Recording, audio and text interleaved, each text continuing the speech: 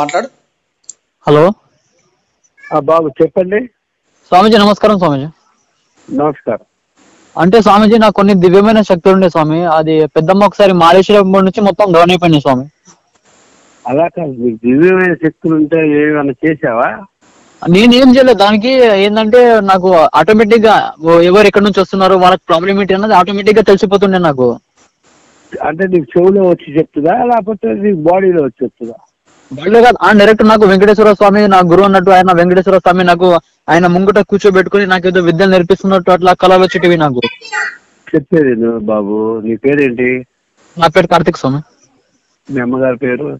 దుర్గాబాయి. దుర్గాబాయి.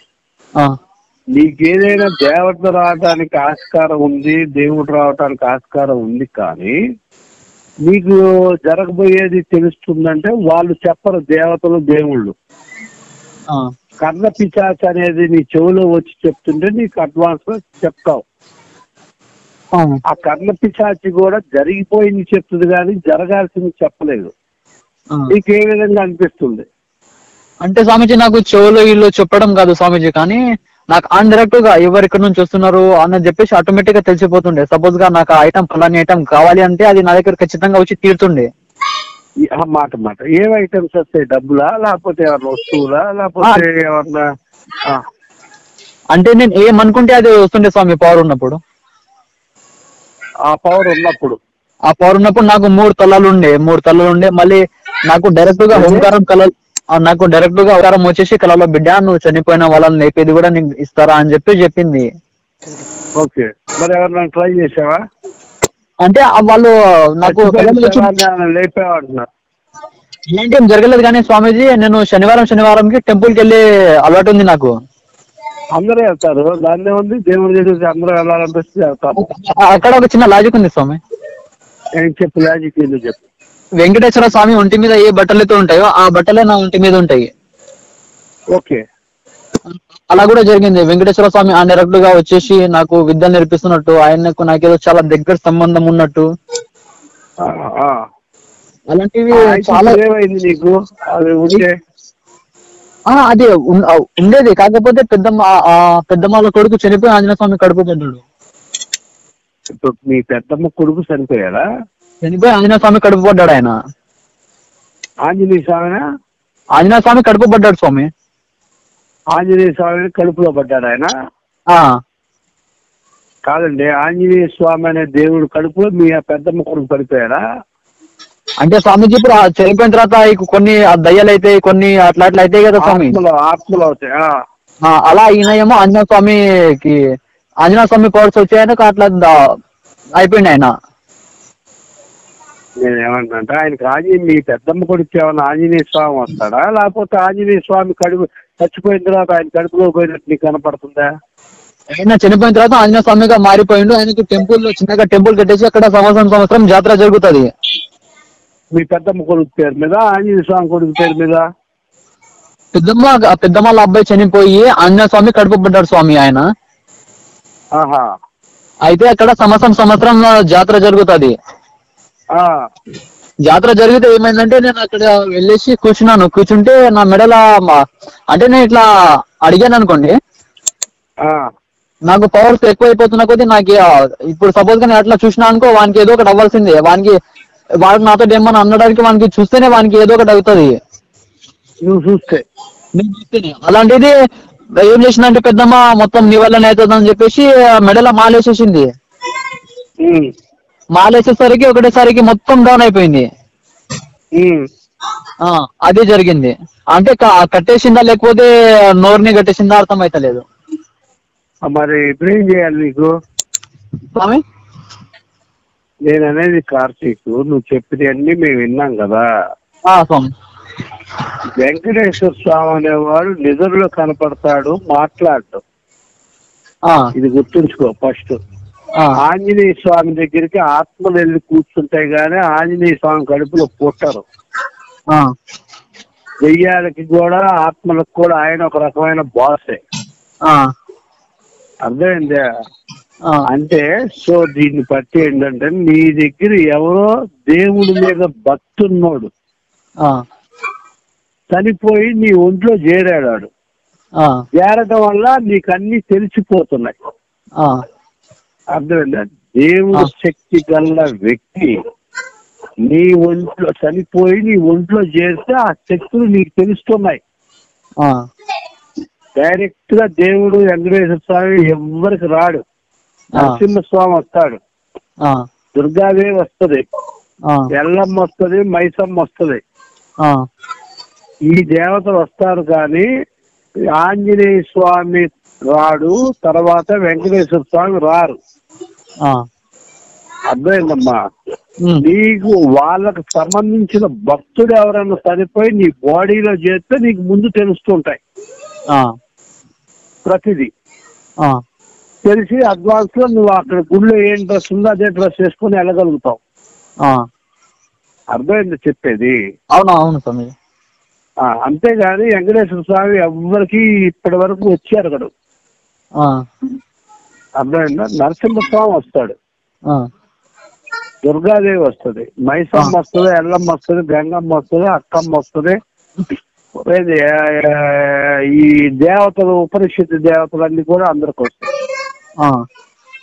కాబట్టి నీకు కట్టేలేదు. ఆ టైం అంటే ఆ ఆంజనేయ స్వామి గుడి దగ్గరికి వెళ్ళంగానే నీ ఒంట్లో ఉన్నదాన్ని పంపించేసింది అది దండేసి. అర్థమైంది చెప్పేది? అర్థమైంది.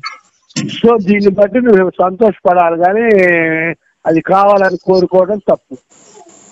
లేదు స్వామి, అది నాకు మళ్ళీ ఇంకోటి కూడా జరిగింది. నేను ఇట్లా పక్క నుంచి నడుచుకుంటూ పోతే నాకు ఆంజనేయ స్వామి కనబడ్డాడు. ఇట్లా నీడలేక నా పక్కన ఎగురుకుంటా కనిపించడు. ఒకసారి చూసి ఒకసారి అంటే కొద్దిగా భయపడినట్టు అయింది నాకు. అప్పటి నుంచి ఆయన కనబడడం మానేశాను. అంటే నీ పేరు కార్తీక్. కార్తీక్ అంటే ఏంటో తెలుసా నీకు అసలు అర్థం? తెలుసు స్వామి. ఏంటి తెలియదు స్వామి. కార్తికేయుడు అంటే ఎవరు? సుబ్రహ్మణ్యేశ్వర స్వామి.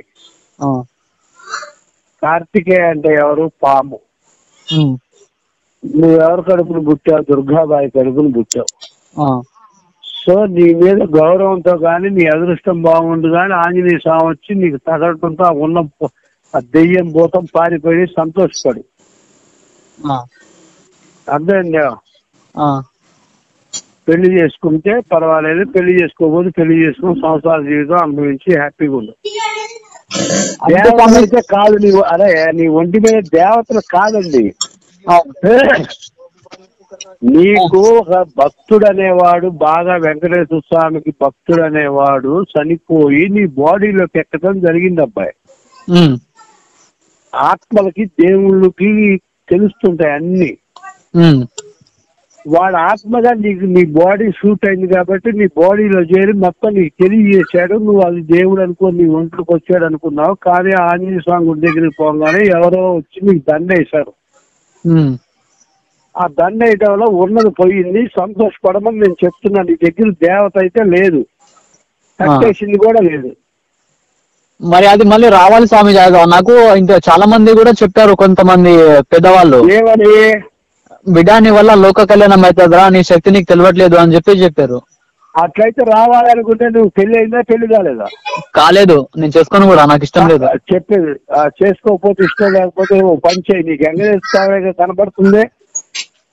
అప్పుడు ఉన్నప్పుడు అర్థమవుతుంది. అదేనా? నీకు ఉన్నప్పుడు వెంకటేశ్వర స్వామి వస్తున్నాడా? ఇంకెవరన్నా దేవుడు వస్తున్నాడా? నేను ఏ దేవుడు కోరుకుంటే ఆ దేవుడు వస్తుండే. మరి నీకే దేవుడు అంటే ఇష్టం ఉంది? నాకు ఎక్కువ అంటే వెంకటేశ్వర స్వామి. ఆ వెంకటేశ్వర స్వామి గుడిలో కూర్చొని 10 రోజులు ట్రై చేసుకో. అవునా? మరి అంతేగా ఇప్పుడు దేవతలు ఉంటే కట్టేస్తే మేము మాట్లాడిస్తాం. లేక నీ ఒంట్లో ఉన్న దెయ్యం అయితే అది వెళ్ళిపోయింది. అది స్వామిజీ యాక్చువల్ గా అది దయ్యం కూడా కాదు. అంటే ఇప్పుడు దశమహావిద్య 2 గురువులు వచ్చారు నా దగ్గరికి. వాళ్ళు నా శక్తి వాళ్ళకు చిక్కక వాళ్ళు కింద మీద అవస్థ పడి వాళ్ళు చూసి చూసి చూసి నా పవర్తో మాట్లాడారు కూడా. వాళ్ళు అక్కడికి చిక్కకుండా వాళ్ళు మొత్తం నెత్తి ఖరాబ్ చేసుకున్నారు వాళ్ళిద్దరు. తెలుసా? తెలుసు. తెలిస్తే వాళ్ళు భయపడాల్సిన పని లేదు. దేవతలే గొప్పగా దేవుళ్ళ కన్నా. అయితే స్వామిజీ వాళ్ళు అప్పుడు నాకు వాళ్ళు మాట్లాడినప్పుడు నాకు మొత్తం 3 తలలు ఉండే. నా శక్తివి 2, నాయి 1. ఆ, 2 ఉండే. నేను సపోజ్ గా ఇప్పుడు ఒకసారి ఏమైందంటే నేను 2-3 రోజులు మాట్లాడలేదు. సపోజ్ గా ఇట్లాగే ఉంటే కాళికా దేవి వచ్చింది. ఆ, ఆ. వచ్చేసి ఏం రా బిడ్డ ఈ మధ్యలో ఏం చెప్తలేవు ఎందుకు అని చెప్పేసి 2-3 మాటలు చెప్పేసి వెళ్ళిపోయింది. మరి నువ్వు చెప్పొద్దు అమ్మా, నాకు మరి ఈ విధంగా అయింది, మరి ఏదన్నా నాకు కల్పించమ్మా, లేకపోతే నువ్వే రామ్మా అంటే అయిపోయిందిగా. అంటే అప్పుడు పవర్స్ ఉండే స్వామి. అప్పుడు ఉన్నప్పుడు 2-3 రోజులు నేను మాట్లాడలేదు, ఎవరితో మాట్లాడలేదు, ఎవరికైనా చెప్పలేదు. ఉమ్. అయితే నేను అప్పుడు నేను చెప్పేది అబ్బాయి బాబు, నేను చేయగలిగిన పని ఏంటంటే నీ ఒంటి మీద దేవత ఉంటే తీసి మాట్లాడిస్తా, దేవుడు ఉన్నా మాట్లాడిస్తా, దెయ్యం ఉన్నా మాట్లాడిస్తా, ఆత్మ ఉన్నా మాట్లాడిస్తా.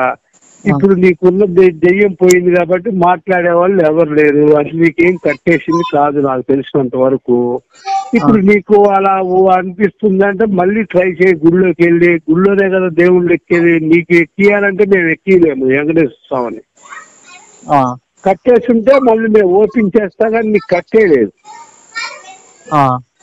అర్థమైందా? నీకు కట్టేస్తుంటే నేను ఓపెన్ చేస్తాము. ఇతను ఎవరైతే కోరుగలిపినా ఆయనకు తెలుసు కట్టేస్తుంటే ఓపెన్ చేస్తామని. అర్థమైందా? అది విషయం. నీకైతే నువ్వు కావాలి మళ్ళీ అనుకుంటే మళ్ళీ గుడికి వెళ్ళి రెగ్యులర్ గా పూజలు పునస్కారాలు చేసుకుంటే అప్పుడు నీలో బాడీలో సింప్టమ్స్ ఏమొస్తాయి చూసి, ఒకవేళ దేవుడు గారిని ఒంటికి వచ్చినట్టు అనిపిస్తే నేను తీసి మాట్లాడిస్తా. అంటే స్వామీజీ ఇంకోటి కూడా జరిగింది అప్పుడు. ఏంటంటే కనుక ఇది మన మహావతార్ బాబాజీ ఉన్నాడు కదా, మహావతార్ బాబాజీ. ఎవరు? మహావతార్ బాబాజీ. మహావతార్ బాబాజీ. అదేనా మహారాష్ట్ర వాడిది? చెప్పు. మహారాష్ట్ర కాదు స్వామీజీ, ఆయన హిమాలయాల్లో ఉంటాడు. 16,000 సంవత్సరాల నుంచి జీవించే ఉన్నారు ఆయన. మహావతార్ బాబాజీ. అవతార్ బాబానా? మహావతార్ బాబాజీ. అదేలే. నీకు ఆయన డైరెక్ట్ గా ఆయన నాకు ఇప్పుడు యేసు ప్రభు వీళ్ళందరూ నాకు డైరెక్ట్ గా కనిపిస్తుంటే నాతో మాట్లాడుతుండే. ఇప్పుడు కూడా? ఇప్పుడు అంటే పవర్స్ ఉన్నప్పుడు. అప్పుడు అంటే చాలా ఘోరంగా ఇట్లా చూస్తేనే తెలిసిపోతుండే. ఇప్పుడు అయితే కొద్దిగా మామూలుగా తెలుస్తున్నాయి. అదే మామూలుగా తెలుస్తాయి, కొద్దిగా మామూలుగా తెలుస్తున్నాయి. కానీ అప్పుడు అవి ఉన్నప్పుడు మాత్రం ఇట్లా చూస్తే చాలు. ఇప్పుడు నీకు అరే బిడ్డ నీకు కొడుకు పుడతా, ఇప్పుడు సింపుల్ గా నాకు తెలిసిన చాలా మంది ఉన్నారు. నీకు అమ్మాయి పుడుతుంది అంటే అమ్మాయి పుట్టింది, కొడుకు పుడుతుంది అంటే కొడుకే పుడుతుంది, నీకు ఈ పని అవుతుంది అంటే అది అవుతుంది, కాదంటే కాదు, అట్లా చాలా జరిగినాయి. సరే, నువ్వు చెప్పేది నేను నమ్ముతా కానీ నాకు ఏంటనేది తెలుసు కాబట్టి నేనేం చెప్తున్నానంటే, నీకు మళ్ళీ నీ పవర్స్ రావాలంటే దేవుడు అయి ఉంటే గుడికి వెళ్తే వస్తుంది. దెయ్యాలైతే మళ్ళీ రిటర్న్ రావు. అర్థమైందా? డైరెక్ట్ గా దేవుడు అయి ఉంటే వెళ్ళదు. అసలు ఎట్లా వెళ్తాడు, ఎందుకు వెళ్తాడు, ఎంత దండ ఇస్తే మటుకు నువ్వు ఎందుకు ఆలోచిస్తావు అలాగా? దేవుడు ఒకసారి వస్తే వాళ్ళు తప్పులు చేసినా మళ్ళీ వాళ్ళు వెళ్ళి గుడికి వెళ్ళి దండం పెట్టుకుని తప్పు అయిపోయిందంటే మళ్ళీ వాళ్ళు ఒంటి మీదకి వస్తాడు. ఒకవేళ ఎవరైనా కట్టేస్తుంటే కూడా అవి రెగ్యులర్ గా గుడికి వెళ్తుంటే ఇడిపోతాయి. అవును స్వామి. అయితే బట్టి అయితే ఇక్కడ ఏంటంటే నాకు మెడల 6-7 సార్లు మాల దింపింది పెద్దమ్మ. అదే దాని తర్వాత కొన్ని రోజులకు పెద్దమ్మని చంపేశారు వేరే వాళ్ళు. పెద్దమ్మ ఏమైనా చేస్తుండేమో కానీ ఆమె ఇట్లా నాకు డైరెక్ట్ గా స్వామీజీ ఇప్పుడు ఇట్లా అంటే నాకు ఫలానా వస్తువు నాకు కావాలి. అవతార్ బాబా అనే కనపడుతున్నాడంటే ఒకవేళ ఏముంది, ఉత్తరాఖండ్ పోయి కూర్చో, గుళ్ళో శివాలయంలో తెలిసిపోద్ది. అంటే పవర్స్ ఉన్నప్పుడు కనిపించేది స్వామి. ఇప్పుడైతే సింపుల్ గా ఏంటంటే ఇంకొకటి కూడా చెప్పాలి దగ్గర చెప్పేది బాబు. చిన్న ఎగ్జాంపుల్, నీకు ఉన్న ప్రాబ్లం నువ్వు చెప్పావు. నాకు తెలిసి నీ ఒంట్లో ఎవడో మంచి గురువు లాంటోడు భక్తుడు తెచ్చి నీ కడుపులో చేరాడా, అవన్నీ నీకు తెలియజేశాడా, దండలు వేసింది ఆంజనేయ స్వామి దగ్గర,